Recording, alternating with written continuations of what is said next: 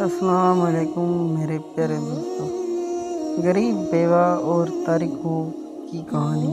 ایک غریب بیوہ جو اپنے انجام کو پورا کرنے کے لیے جدوجہد کر رہی تھی، آئے نبی کریم صلی اللہ علیہ وسلم کی خدمت میں حاضر ہوئی اور عرض کیا، یا رسول اللہ صلی اللہ علیہ وسلم، میرے پاس اپنے بچوں کو کھلانے کے لیے کچھ نہیں ہے، آپ میری مدد فرمائیں۔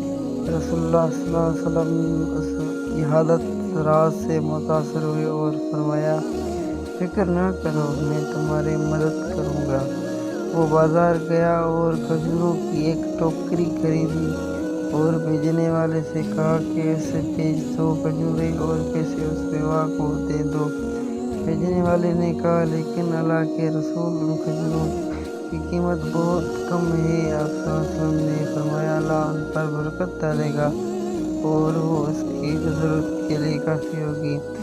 بیوہ نے کھجوریں بھیج دی اور اپنے بچوں کو کھانا کھلانے اور اگلے دن کے لیے بھی کچھ بچا لیا۔ وہ رسول اللہ صلی اللہ علیہ وسلم کے پاس واپس آئی اور عرض کیا، یا رسول اللہ صلی اللہ علیہ وسلم، آپ نے جو کھجوریں مجھے دیں وہ مبارک تھیں، ہم نے ان میں سے کھجوریں کھائیں اور ابھی کچھ بچا ہوا ہے۔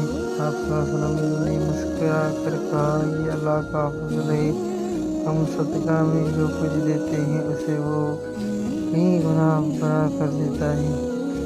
یہ واقعہ رسول اللہ صلی اللہ علیہ وسلم کی شفقت، مہربانی اور اللہ کے رزق پر بھروسہ کو اجاگر کرتے ہیں۔ یہ ہمیں ضرورت مندوں کی مدد کرنے کی اہمیت اور خیرات سے ملنے والی برکات کی بھی یاد دلاتی ہے۔